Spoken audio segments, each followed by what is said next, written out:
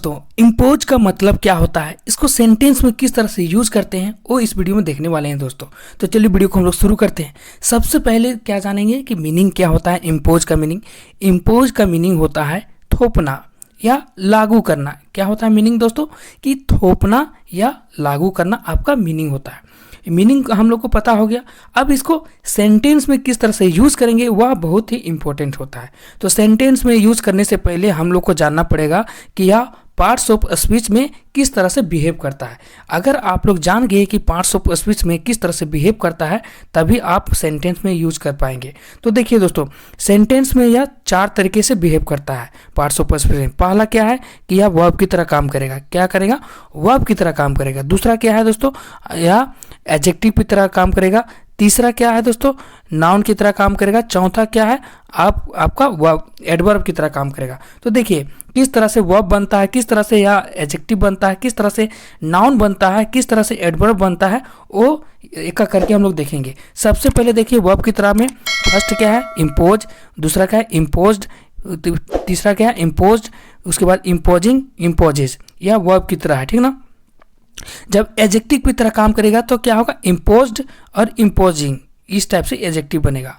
अब नाउन की तरह काम करेगा तो इम्पोज बन जाएगा इम्पोजिशन। क्या बनेगा दोस्तों? इम्पोज बनेगा इम्पोजिशन। या सिंगुलर की बात करेगा इम्पोजिशन, एक से ज़्यादा रहेगा तो इस टाइप से। अब एडवर्ब की तरह बात जब हम लोग करेंगे तो एल वाई लग जाएगा इम्पोजिंग में, ठीक ना। इम्पोजिंगली इस टाइप से होगा। तो इस तरह से यूज होगा। चलिए एग्जाम्पल देखेंगे दोस्तों ताकि ये क्लियर हो जाए।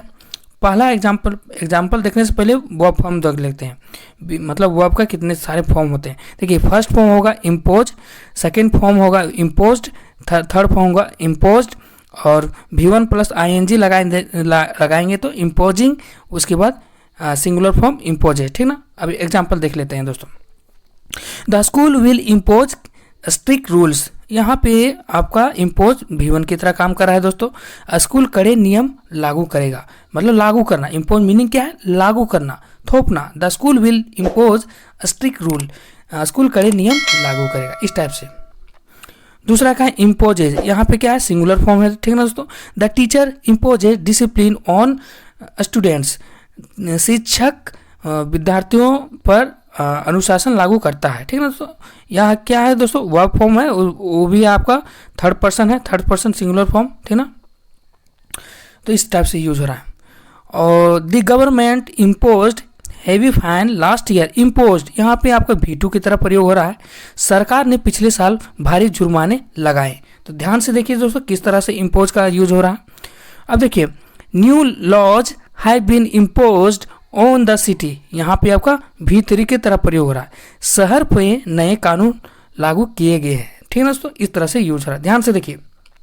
अब देखिए V1 प्लस ING किस तरह से यूज हो रहा है, ठीक है ना दोस्तों। They are imposing restrictions on travel. वे यात्रा पर पाबंदी लगा रहे हैं, ठीक है दोस्तों। इस तरह से यूज हो रहा है। अब देखिए पहला यूज तो था वर्ब की तरह। अब दूसरा यूज देखते हैं एडजेक्टिव की तरह। जो वर्ब था ना दोस्तों या थर्ड फॉर्म को ही एडजेक्टिव तरह काम करता है। और V1 प्लस जो ING था, V1 प्लस ING वह भी एडजेक्टिव की तरह काम करता है दोस्तों। तो किस तरह से यूज होता है देखिए। इम्पोज चेंज हो गया इम्पोज्ड में, तो यह एडजेक्टिव भी बनता है और वर्ब भी बनता है, ठीक ना। दोनों काम करता है। इम्पोजिंग भी आपका वर्ब था, यहाँ एडजेक्टिव, दो रोल होता है दोस्तों। तो चलिए एडजेक्टिव की तरह किस तरह से यूज होगा। पहले इम्पोज्ड हम लोग देखते हैं। मीनिंग क्या रहेगा? थोपना या लागू करना, वही मीनिंग रहेगा। These are imposed rules not voluntary. यहाँ पे इम्पोज्ड आपका एडजेक्टिव है, यहाँ पे वर्ब की तरह नहीं काम कर रहा है दोस्तों। ये थोपे हुए नियम स्वेच्छा से बनाए नहीं गए, इस तरह से यूज हो रहा है, ठीक है ना। अब इम्पोजिंग, अब देखिए वर्ब की तरह यहाँ पे यूज नहीं हो रहा है, यहाँ पे आपका एडजेक्टिव की तरह यूज होगा। He lives in an imposing building. यहाँ पे आपका एडजेक्टिव है दोस्तों, ध्यान से देखिए। और यह बिल्डिंग आपका नाउन है। नाउन की विशेषता कौन बताता है दोस्तों? एडजेक्टिव बताता है। एडजेक्टिव क्वालिफाई कर रहा है नाउन को और आर्टिकल आया है आपका, यह नाउन के लिए आया है, बिल्डिंग के लिए। और मीनिंग क्या है? प्रभावशाली भव्य। वह एक भव्य इमारत में रहता है। He lives an imposing building. Meaning क्या है यहाँ पे? आपका भव्य या प्रभावशाली, प्रभावशाली यहाँ पे मीनिंग है। और किस तरह से यूज हो रहा है दोस्तों, एडजेक्टिव की तरह यूज हो रहा है। सो ध्यान से देखिए, इस तरह से यूज करना है। अब देखिए दोस्तों, आप तीसरा यूज देखते हैं, नाउन की तरह किस तरह से यूज होगा।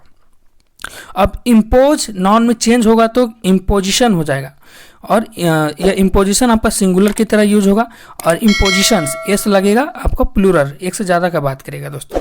तो देखिए एग्जांपल देख लेते हैं। The imposition of new rules angered the people, नए नियमों का थोपना लोगों का गुस्सा दिला दिया। यहाँ पे आपका नाउन की तरह यूज हो रहा है, सिंगुलर नाउन, ठीक ना दोस्तों, ध्यान से देखिए। दूसरा एग्जांपल लिखते हैं। यहाँ आप एग्जाम्पल नहीं, आप एडवर्ब की तरह देखेंगे, लास्ट वाला, ये चौथा यूज देखते हैं, एडवर्ब की तरह, थोपना, लागू करना या रोबदार करना। He spoke imposingly to the crowd, यहाँ पे इम्पोजिंगली आपका एडवर्ब है, ठीक ना दोस्तों, एडवर्ब, और स्पोक आपका वर्ब है, ठीक ना। तो इस तरह से यूज हो रहा है, ध्यान से देखिए और सीखने का कोशिश कीजिए। तो आज की इस वीडियो में क्या देखें दोस्तों, इम्पोज का मतलब कितने रूप होते हैं वो देखें। यह वीडियो आप लोग के लिए हेल्पफुल लगा होगा तो इस वीडियो को लाइक कीजिए दोस्तों, और दोस्तों में शेयर कीजिएगा। अगर चैनल पे नए हैं प्लीज़ इस चैनल को सब्सक्राइब जरूर कीजिएगा दोस्तों। सो फिर मिलते हैं नए वीडियो में। सो आज के लिए बस इतना ही। जय हिंद दोस्तों।